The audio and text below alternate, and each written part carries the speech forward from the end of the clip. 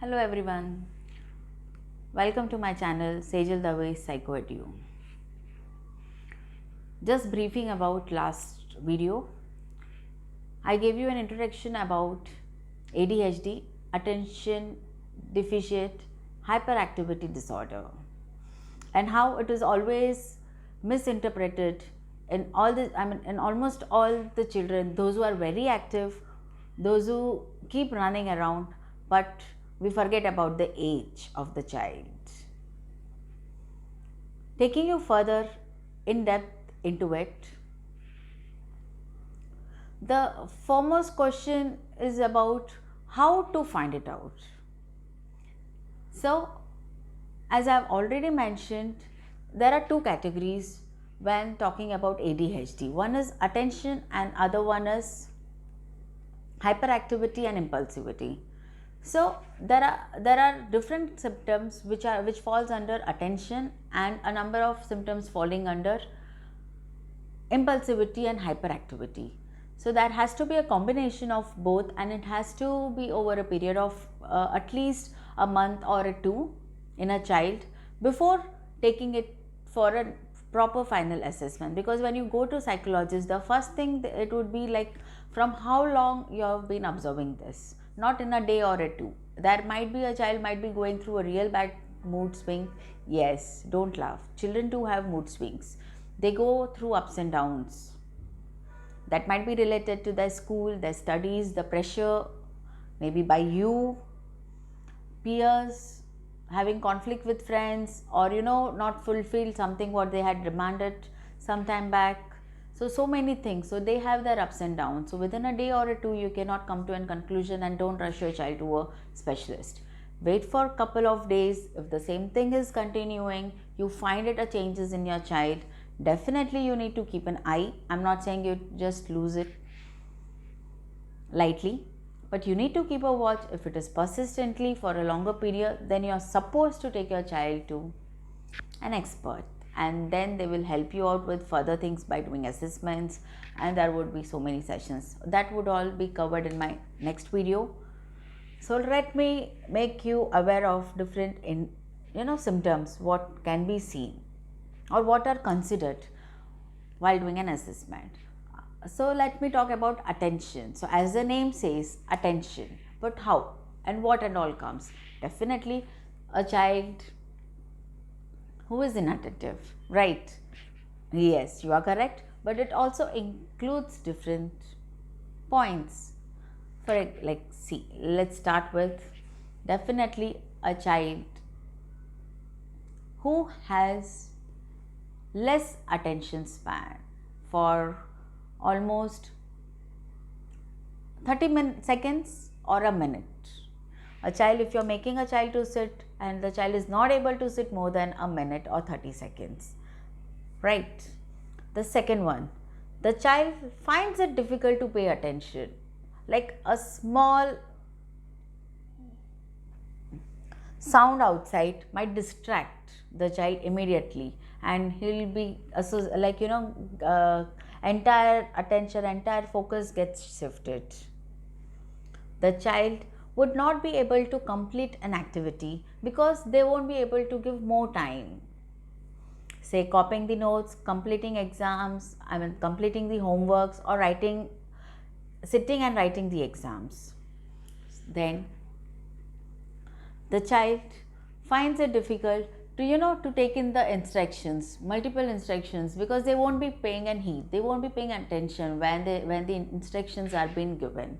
So they find it difficult to recollect the instructions and think about it, what was said either by the parent at home or by teachers in the school. Then the child avoids doing certain activities which requires longer attention or sitting in one place and doing it. The next one, the child always finds excuses for not doing that activity because they need the time. They need to go around. They will say like, ma'am, can I go and bring that book? Ma'am, can I go here? They doesn't want to sit in one place. So they keep wandering around. Their body needs movement. These are the few among the many which falls under the criteria of inattention. Now, talking about impulsivity and hyperactivity. Definitely, the child is very hyper. The child's keep on moving, fidgeting, moving the fingers front and back, or moving the leg, or tapping something continuously. The child needs that to be done. Next would be the child cannot wait for his or her turn. They get impulsive. They cannot wait patiently. They're like, when is next? When is next? Can I finish it off? Then the child will be like, so what? And two, they will keep on asking you questions. They'll be prompting. They need to ask more. They cannot wait until the things have been told to them. You can see those kind of children, like, oh, next, what happened? How?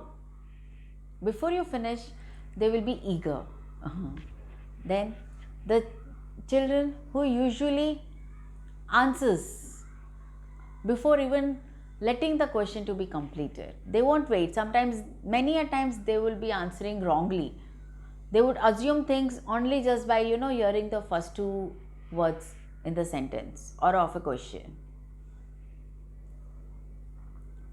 Then child needs some kind of movement. They like every now and then they'll stand up, they'll sit, they'll stand, they'll sit, they move, they find excuses to move around because they need movement.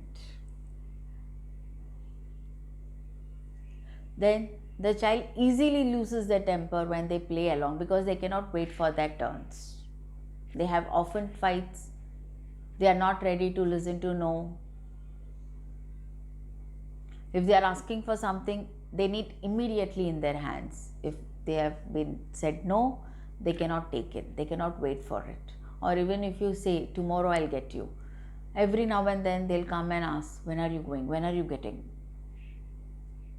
So all this falls under hyperactivity and impulsivity. Now, very important point. As soon as seeing the video, if any one thing falls and if you find your child is doing, don't get panicked. Don't feel excited. Wait. Was it from long time? When did it started? How long? How it started? Give yourself some space. Give yourself some time. Sit and think about it because you need to prepare yourself. All these things will be asked by an expert when you approach them. So you need to be prepared. This is your homework before you panic. Just because seeing this, if you find any one of it and you cannot think your child is ADHD, and don't start panicking and don't cry. No. I have told you, these are